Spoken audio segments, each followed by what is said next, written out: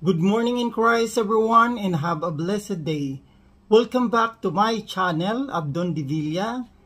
At sa lahat ng aking hindi pa subscriber, pa-subscribe na lang at pa-touch ng notification bell para kayo ang unang makatanggap ng magandang balita ng Panginoon sa araw-araw natin na pinupost.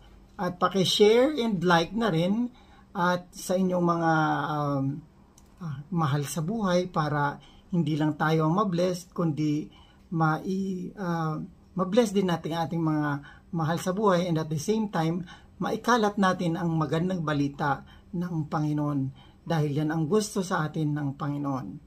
Our scripture reading for today is from the book of Hebrew chapter 12 verse 2. Fixing our eyes on Jesus,